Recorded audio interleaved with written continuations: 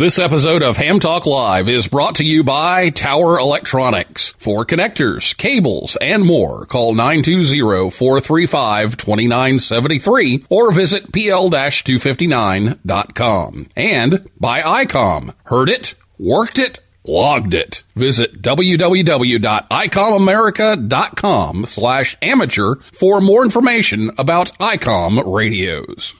It's Ham Radio.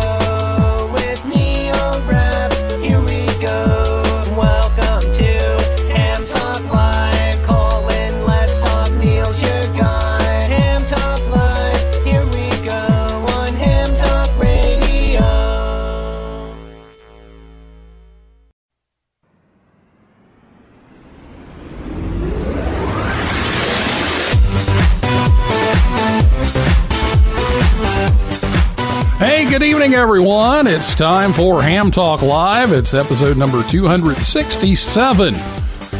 Why should I buy a remote antenna tuner? Recorded live on Thursday, August 12th, 2021. I'm your host, Neil Rapp, WB9VPG. Thanks for tuning in. This episode of Ham Talk Live. Tonight, we're joined by John Portune, W6NBC. And we'll take your calls live in a little bit.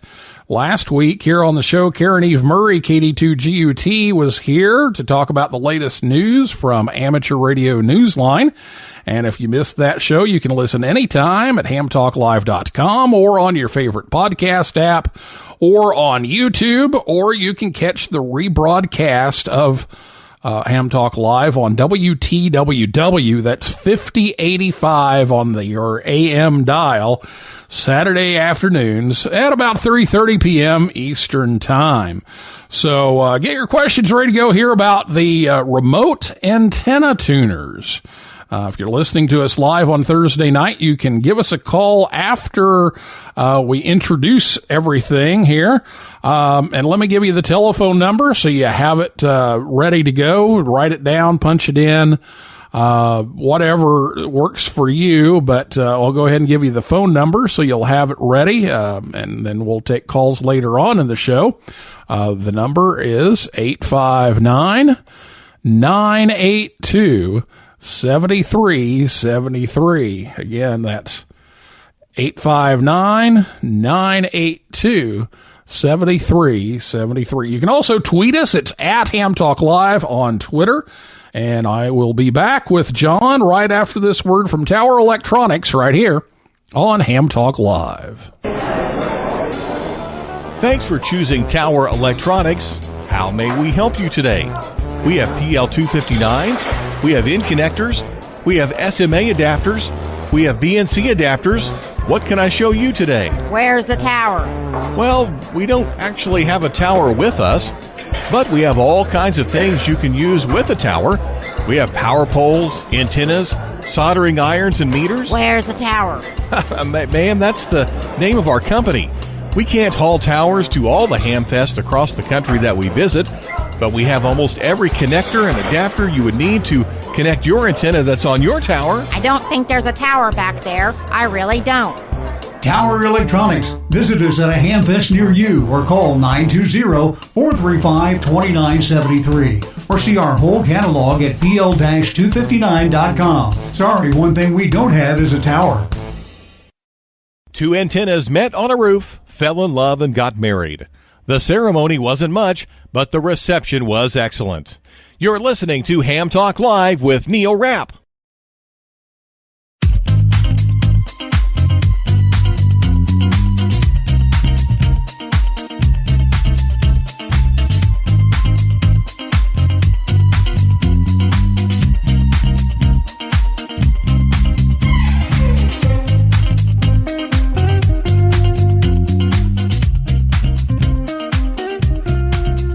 Welcome back to Ham Talk Live. Tonight, John Portune, W6NBC, joins us on the Orlando Amateur Radio Club and Hamcation Hotline.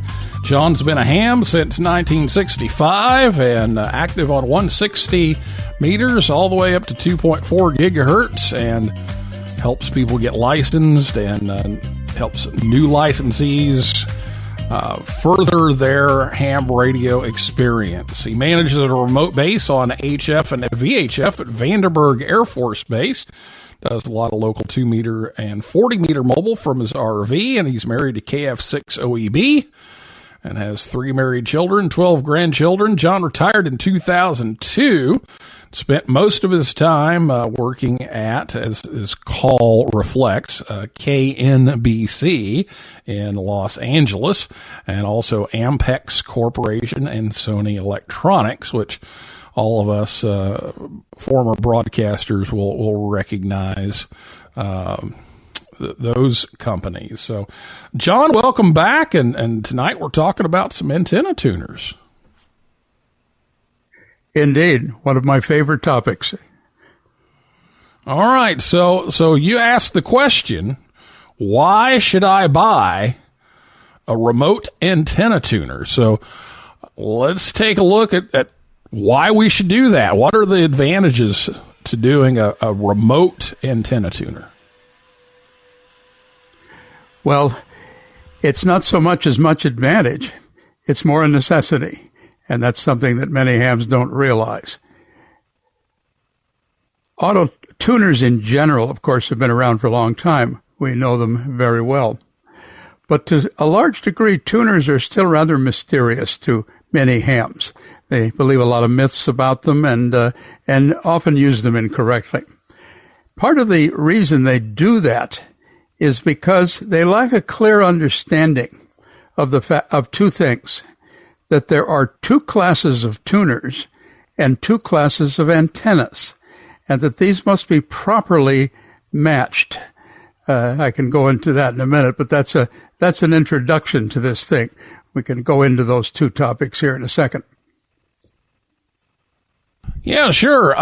So that was one of the things that definitely want to get into. I've got this nice little automatic antenna tuner inside of my rig. Why do I need something else? And there are times when you need that something else. Absolutely. Well, if we look at tuners in general as they appear today, for a long time they've been pretty stable from early on in ham radio. But if we look at tuners today, there are 2 different kinds or 2 different classes of tuners. Ones that you have in your shack that sit right next to your rig. I have a couple of them sitting up there. And ones that you put out at the antenna. Those are the newbies on the block for most hams. And most hams are not very aware of why they would want to do that, why they would even want to put an antenna tuner out there. Seems to most hams, all I need is one antenna tuner in the shack, and it'll do everything for me.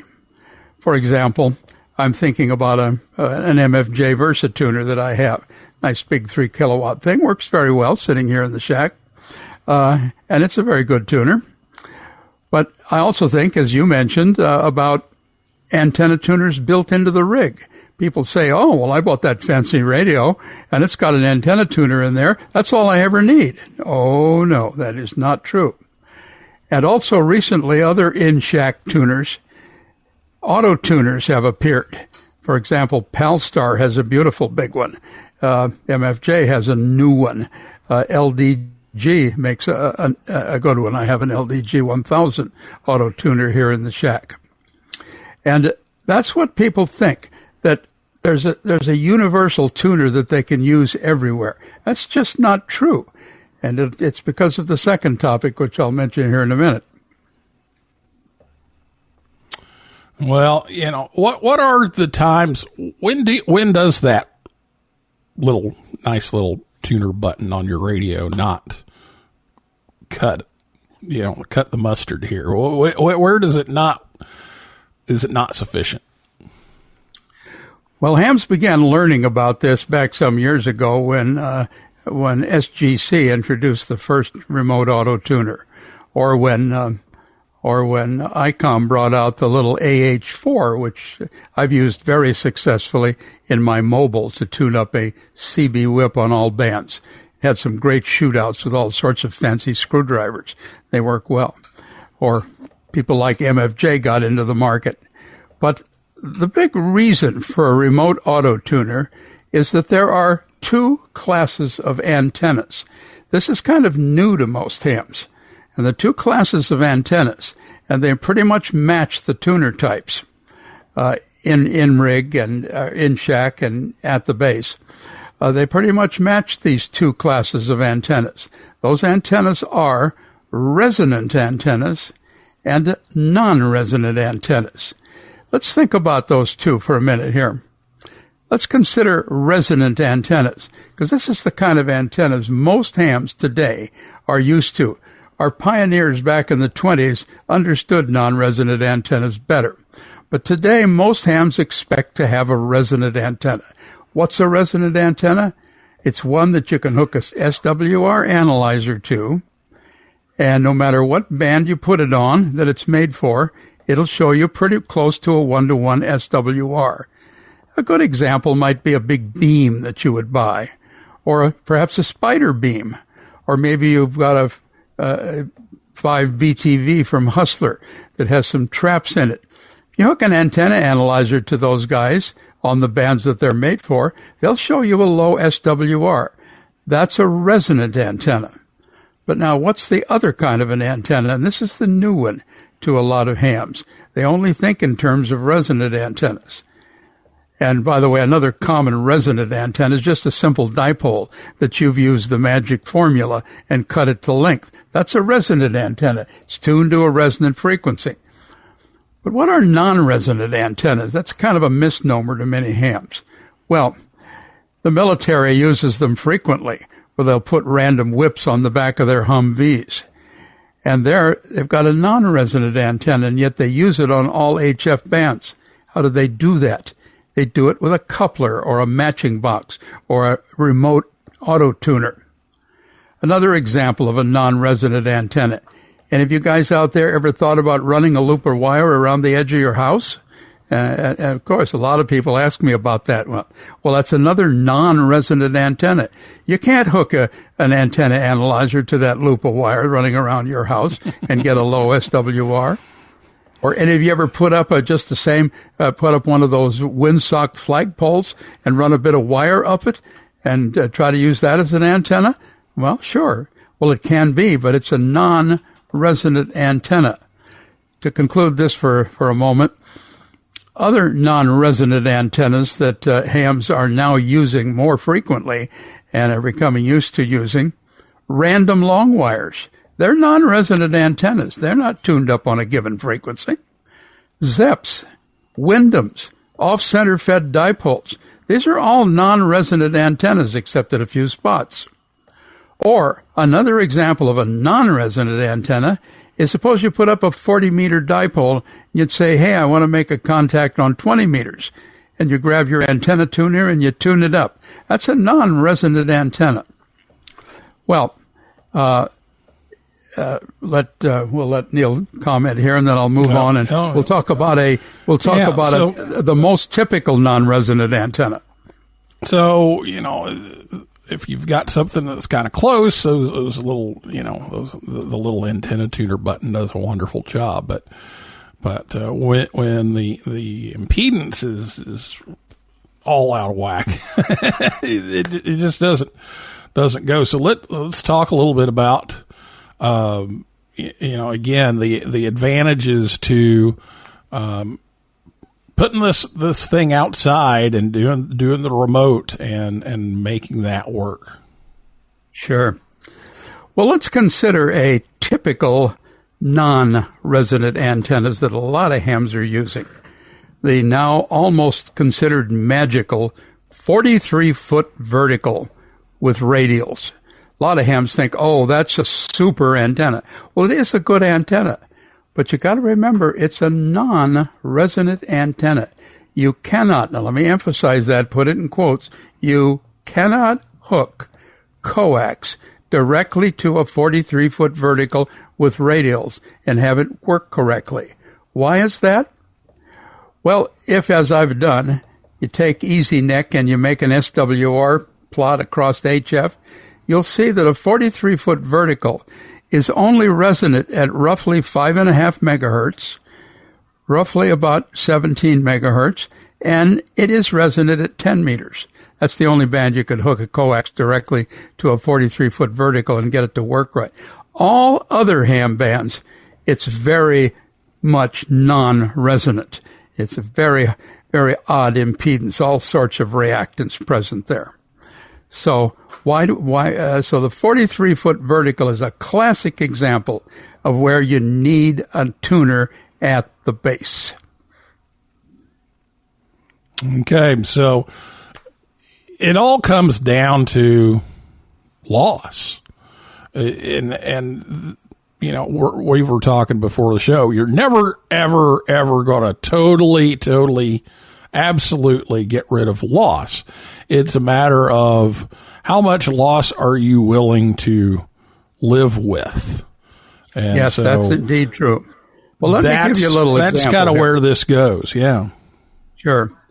Lots of hams believe that there are two ways to use a tuner. You can either put it at the rig or you can put it out at the antenna. Both of those ways are valid places to use it.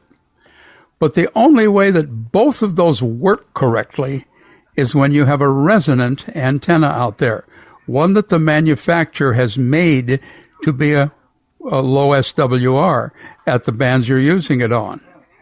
And if you do that, you'll have low loss in the coax between your rig and the antenna, with the tuner either at the shack or out at the antenna, if it's a resonant antenna out there. But let's suppose we put a non-resonant antenna out there, such as my 20-foot flagpole, which has become almost a byword here recently. It's a non-resonant antenna. You can't hook a coax to it or hook your antenna analyzer to it and get a 1-to-1 SWR on any ham band with a 20-foot flagpole. And if you do that, you put a non-resonant antenna out there, now you have a different situation. Now there's high loss if the tuner is in the shack. And where is the loss? It's not in the tuner, it's in the coax. You remember Albert Einstein said the universe abhors a vacuum? Well, the truth is that coax abhors high SWR. So if you put your tuner in the shack and a long run of coax out to a non-resonant antenna, where there's going to be high SWR due to that non-resonant antenna, there's going to be terrible loss in the coax. I can give you some numbers here in a minute to prove that. Okay, well, you know, if you're going to reduce that loss and you're going to make this work, it sounds like the remote is the way to go. And you know, it also kind of simplifies things in the shack. Well, as far as I'm concerned, of course, you could use a remote auto tuner for anything, for any antenna, resonant or non-resonant, it would work fine. But if you do have a non-resonant antenna, and that's what hams need to think about, is what kind of an antenna have I got out there. They need to realize that the loss takes place in the coax. Let me give you an example.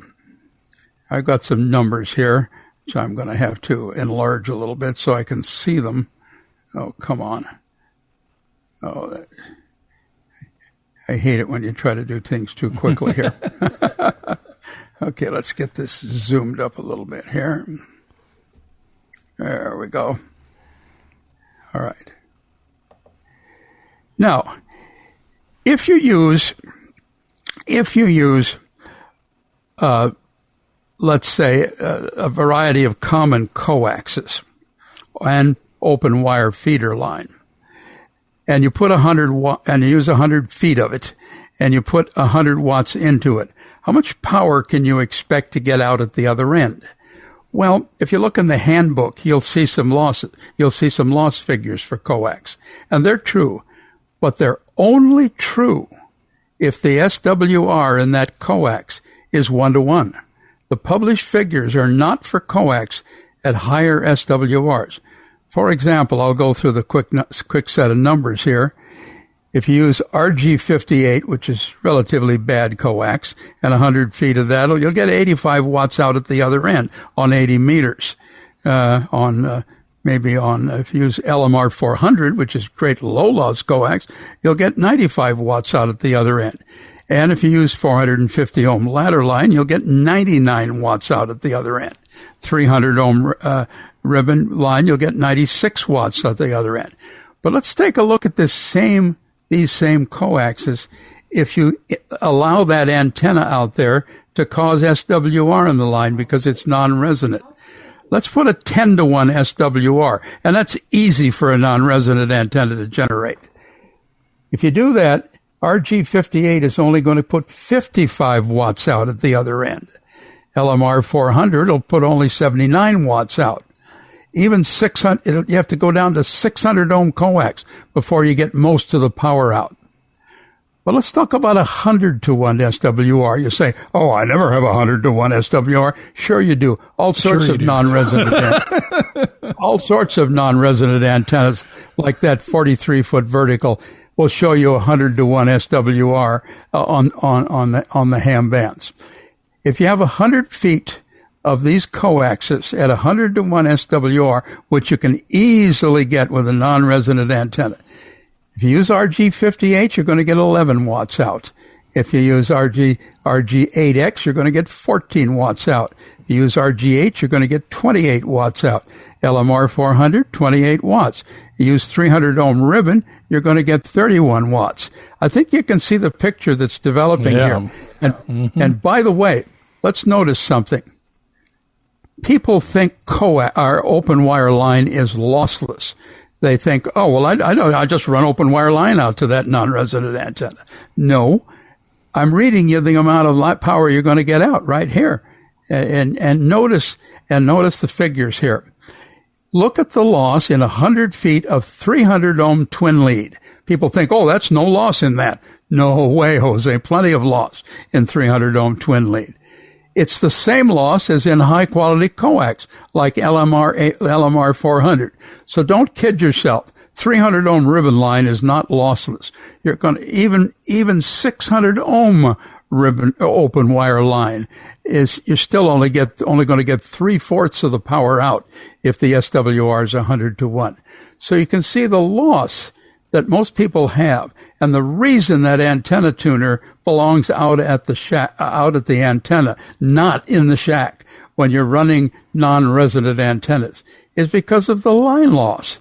Coax hates the SWR that non-resonant antenna will generate. Yes, that 43-foot vertical is a great antenna, great radiation pattern, but not if you try to feed it directly with coax. No way, Jose. Yeah.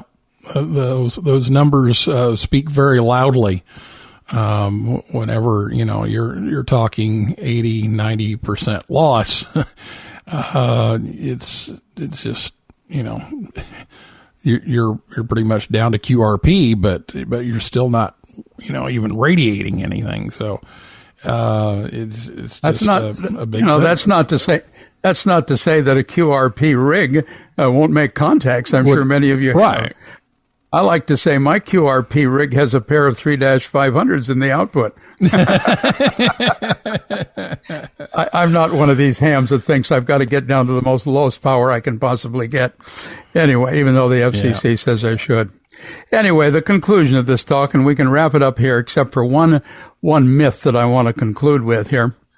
The conclusion is, if you have a non-resonant antenna, 43-foot vertical, a long wire, a off-center fed dipole, a ZEP or a Carolina Wyndham or whatever, that hasn't been already given some kind of tuning to make it resonant, you need the tuner out there, not in the shack. In fact, I've had people do the nasty thing of trying to tune those kind of antennas up through a long piece of coax with their auto tuner in the rig, and because of that loss in the line, they've blown up the auto tuner in their rig. So don't try using the auto tuner in your rig and a long piece of coax feeding a non-resonant antenna. It's a terrible no-no. Yeah, that'll release the magic smoke. The magic smoke that makes all things work. All right, let's wrap this up here today, Neil, with a final point. I've heard it said many, many times from hams, and I've come to the point of concluding that it's a myth. It's a ham myth. And in fact, if you look in any of the antenna books written by the antenna experts, or like Jerry Sevick or McCoy or whatever, you'll always find this quote, which many hams don't believe. Many hams believe, I don't like antenna tuners, they're lossy. No, they're not. Don't believe that line. That's a myth. That's a mistake. Antenna tuners are not lossy. They have a little loss, of course they do. But as the QRZ forum said here, says on their website, usually tuner losses are very small if the tuner is built using large high-Q components, nice big capacitors, nice big roller inductance. The coil and the capacitors inside of a tuner, the reactants that they use to create the tuning, to match the things, reactants, the coil and the capacitor has no loss to it. All that it does is transform impedance. It's only any little loss that there might be in the coil and so forth. It's very small. The losses most hams think are due to the tuner is because they've made the basic mistake, which we've been talking about here, is that if you put the tuner in the shack, use a long run of coax and feed a non-resonant antenna, or try to tune up an antenna on a band that it wasn't designed for, the loss in the coax is where you're going to see the loss. So it's the coax that's eating your power, not the tuner. And that's a big ham myth, which I hope maybe a few people listening tonight might take to heart. Okay. Well, very interesting stuff. And, you know, I haven't tried the remote tuner yet, but you're convincing me that this is something I need to explore. So many hams do give it a shot. And a few thousand of my friends. Yes. So we'll take a break here, and when we come back, we're going to take your questions about all of this, your calls. The phone number again is 859-982-7373. We'll give that number out again here in just a little bit. But we would like to take your calls, your questions, and we'll also check the tweets at Ham Talk Live and see what you have to say about all of this. So we'll be back with John right after this word from ICOM right here on Ham Talk Live. ICOM has the base station of your dreams with the IC7851, IC7610, IC9700, and IC7300 SDR transceivers. ICOM's amateur radios are top of the line and are the first choice for contesters across the globe. Robust base stations like these cut through pileups, letting you work the bands and record those contacts. Keep your competitive contesting edge with ICOM. Heard it, worked it, logged it. The IC7851 gives you a new window into the RF world and is HF excellence unparalleled. With faster processors, high input gain, high display resolution, and a cleaner signal, it is truly the pinnacle of HF perfection. It has dual receivers, digital IF filters, a memory keyer, digital voice recorder, and an SD card slot. The IC7610 is the SDR every ham wants. This high-performance SDR can pick out the faintest of signals, even in the presence of stronger adjacent signals. The ICOM IC7610 is a direct sampling software-defined radio that will change the world's definition of an SDR transceiver. With RF direct sampling, 110 dB RMDR, independent dual receiver, and dual digicel. Create your own band opening with the IC9700. This transceiver brings the direct sampling to the UHF VHF weak signal world. This all-mode transceiver is loaded with innovative features that are sure to keep you busy: faster processors, higher input gain, higher display resolution, and a cleaner signal. It has a 4.3-inch color touchscreen, real-time spectrum scope and waterfall, smooth satellite operation with 99 satellite channels, dual watch operation, and full duplex in satellite mode. The IC7300 changed the way entry-level HF is designed. This high-performance, innovative HF transceiver with a compact design will far exceed your expectations. It has RF direct sampling, 15 discrete bandpass filters, a large 4.3-inch color touchscreen, real-time spectrum scope, and an SD card slot. Visit icomamerica.com/amateur for more information on ICOM radios. Join the conversation. Give us a call at 859-982-7373. Again, the number to call is 859-982-7373. Or, if you'd rather type than talk, tweet us at Ham Talk Live. Now, here's Neil Rapp with more Ham Talk Live. Oh, yeah. You're talking ham radio, baby. You're listening to Ham Talk Live with Neil Rapp.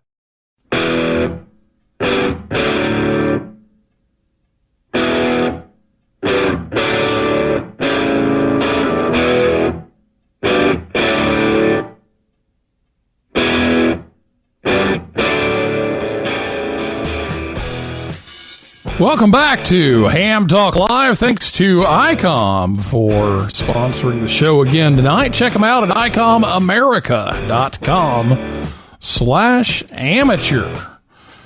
Ham Talk Live is on the air every Thursday night at 9 p.m. Eastern Time right here at hamtalklive.com. And be sure to check us out on Facebook, Twitter, and Instagram. And before we get back to John and your calls, which again, give us a call, 859-982-7373, or tweet us at Ham Talk Live. But before we do that, as we do each week, it's time for the N9 GSU Joke of the Week. Now it's time for the Ham Talk Live Ham Radio Joke of the Week, the part of the show where Rick tells us a ham radio joke. The Ham Talk Live Ham Radio Joke of the Week is brought to you by QRM Labs. Now, here's Rick Garrett, N9 GSU, with today's Ham Talk Live Joke of the Week.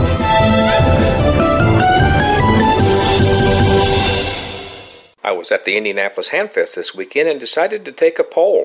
The people in the vendor tent were not very happy with me. This has been the Ham Talk Live Ham Radio Joke of the Week with Rick Garrett, N9 GSU. Tune in again next week for another joke from Rick. Well, they may not have been real happy with Rick there taking a poll, but anyway. Thank you, Rick. We'll check in with Rick again next week. But right now, it is time for your phone calls. So if you have a question for our guest, John Portune, W6NBC, give us a call right now at 859-982-7373. Again, it's 859-982-7373, or you can tweet us. It's at Ham Talk Live, or if you have something on to say on Spreaker, you can do that in the comments, and that'll pop up on the screen here. So we'll see what questions we have here. And while we're looking at that, you talked about the off center. I think the off center is kind of a commonly used non-resonant antenna. Any idea what kind of numbers we're talking here, versus, or between a radio auto tuner and then, doing this remote, auto tuner outside? Well, if you feed the off-center fed long wire, which is a good antenna, I've had good results with them, you do want to feed it with the widest possible open wire line you can. Make some 600 ohm line, but certainly 450 ohm ladder line at the very least. Don't try to feed it with 300 ohm ribbon. In fact, if you can run 600 ohm stuff, use some of that ladder, that stuff you can build it. What is it called? I forgot. Makes nice 600 ohm line. Use that and use as little as possible. You don't have to put the tuner right up at the antenna. 30, 40 feet of 600 ohm open wire line from the tuner up to it isn't going to lose you a lot, a few watts maybe, on the upper bands, but, that would be fine. Although I've seen people mount these auto tuners right up at the feed point, particularly with an inverted V or something like that. So, I wouldn't fear using 50 feet of 600 ohm open wire line from the tuner up to the thing, but don't try to run 100 feet of RG58. Yeah, definitely.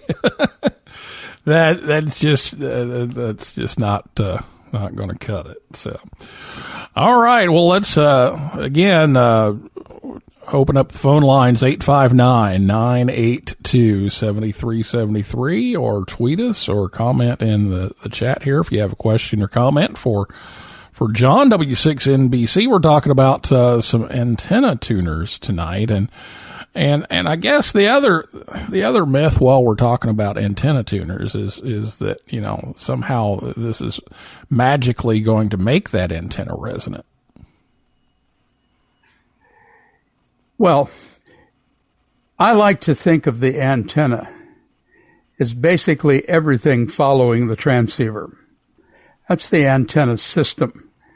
So does an antenna that has an antenna tuner associated with it work poorer than one that has coils and capacitors and stuff in the antenna? No, doesn't work worse. Because remember, the tuner, if properly placed, does not have any loss to speak of.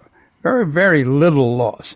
So a lot of hams think, well, unless that coil and that capacitor or that stub is up in that antenna, it's no good. That's not true. The tuner does just that coil and that capacitor and that stub or that capacitive hat is the tuner that non-resonant piece of wire up there is using. So it is a myth to me that antenna tuners are a worse choice than an antenna that the manufacturer has built resonant, because he's essentially built the tuner into the antenna and it has the same losses. Okay, very good. Well, we're watching here. I haven't seen any questions yet, so I'll keep looking here. But before we go, which we just have a few minutes left, so if you're going to call, you need to do that now at 859-982-7373. I know you've got another project that you're working on. We don't want to give away too much because you're going to have an article about this coming up. So, what's your next project here? Well, one of the things that I have been working on, and which I will be speaking on, by the way, at the QSO Today Expo in the Antenna Forum at 10 o'clock on Saturday, is an interesting topic to me that I've had a lot of fun with, and that's to use copper tape and aluminum foil tape to make antennas instead of aluminum rod or wire, which is what most hams think about. And I've got several ones, including a cute little, which I'm looking at it right now, a cute little indoor antenna for when you're sitting in your easy chair with your HT and you're trying to talk to your buddies on the repeater with your rubber ducky, and they say, "Hey, get a real radio." And this is a little flower pot antenna. It's a helically loaded flower pot with a fake antenna in it that has gain remarkably close to a J-pole. And it's a lot better looking as far as the XYL is concerned than trying to hide that ugly J-pole over in the corner. But I've got several several other helical antennas, which were inspired by the article I had recently on a little short 2-meter shortened antenna that was shortened with copper tape. I've been pushing those down onto the HF bands, and they work remarkably well. I've got a little birdhouse antenna. Snoopy and Woodstock sit on top of a birdhouse on top of a 10-meter helically wound thing that's wound on a piece of downspout gutter pipe. So there's a lot you can do with aluminum and copper foil tape in making antennas, and I'll be speaking on that at the QSO Today Forum, 10 o'clock on Saturday. Yep, don't forget about the QSO Today Ham Expo coming up this weekend, so make sure you check that out. And John will be there, as will others, talking about a variety of things. So make sure you stop by there. And I know John always has some very creative antenna ideas, and you put Snoopy and Woodstock on there, the HOA may not be knocking on your door quite so quickly. Oh, they love it. The neighbors want to know where I got him. They don't know that he's sitting on top of a 10-meter antenna. There you go. So the stealth works for sure. And I may have to get into that now that I'm living inside of an HOA for the first time. May have to resort to some of those. I'm hoping they will listen, but we'll see how it goes. Well, John, thank you so much for coming on the show and talking about these remote auto tuners, and hopefully some people heard what you were saying and have some new ideas for some new ways to make the shack better. So thanks so much.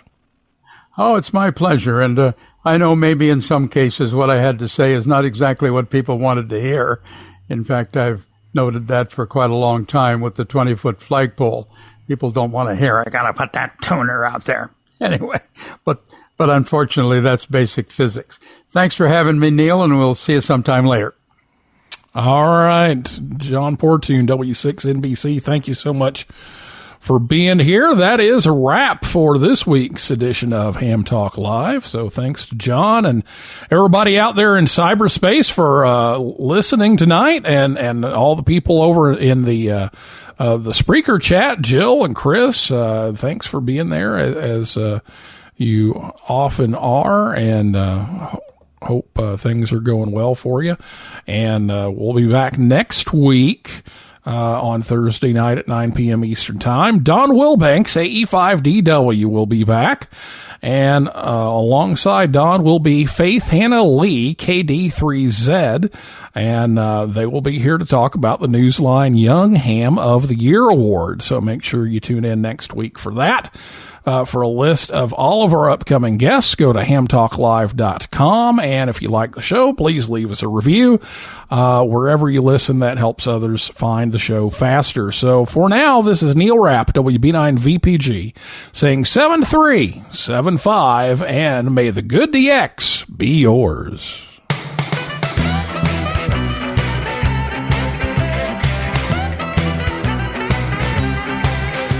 Well, you came right back to my CQ call. Your readability 5 and strength 9. You never once mentioned your weather.